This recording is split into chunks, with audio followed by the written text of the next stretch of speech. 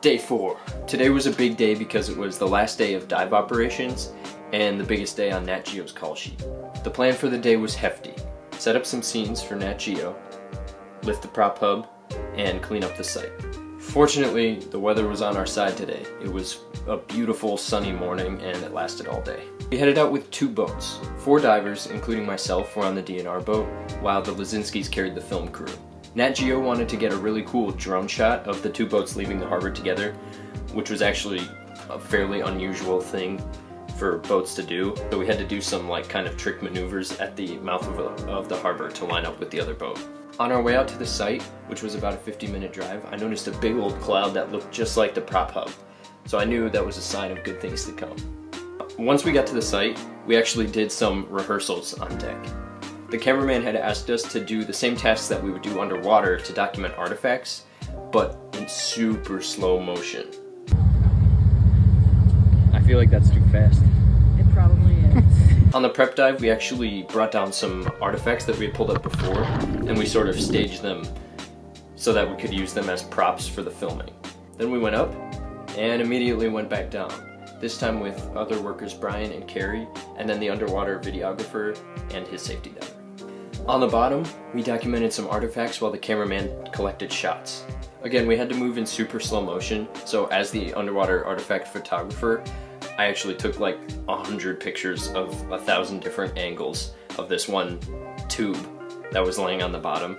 Pictures that I never would have needed to get if we weren't being filmed.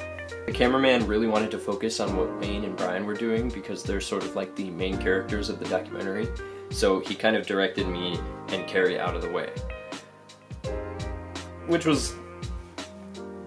But it was fine by me because I got to feed the gobies. After all the shots were collected, we headed back up, and let me tell you, it was so surreal to pop your head up and there's 2 huge packed boats on either side of you and cameras pointing at your face and a big giant drone buzzing around in circles. I honestly wish I'd taken more time to drink it in. Carrie and I climbed back up into the DNR boat while the others joined the film crew. Then, Brian and Wayne recovered one of the propellers using an apparatus on the diversion. During lunch, when our boats came together side by side, they transferred that packaged propeller over to our boat. After lunch, Brian and Wayne did interviews on the diversion. Then it was time to lift the prop hub.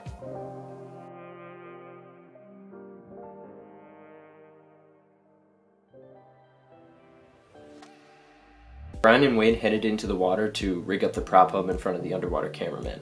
Then, with the cameras rolling, using the A-frame and a whole bunch of manpower, we were able to lift the prop hub off the bottom and safely onto the deck of the diversion.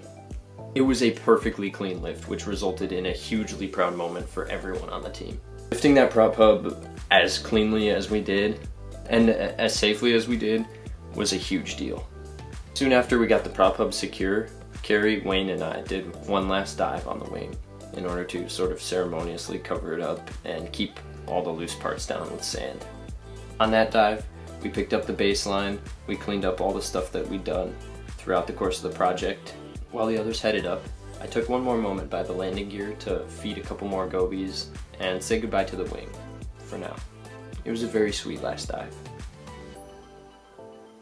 Anyway, it was a very powerful day.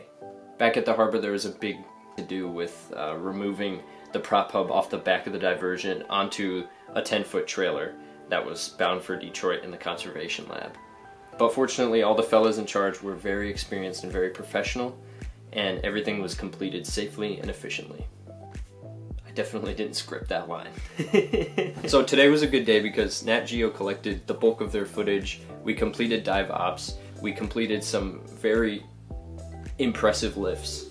The site was cleaned up, the boats were cleaned up, everyone went home happy. The end of Dive Ops 2022 was a happy one, and I'm thankful for that. Very, very thankful for that.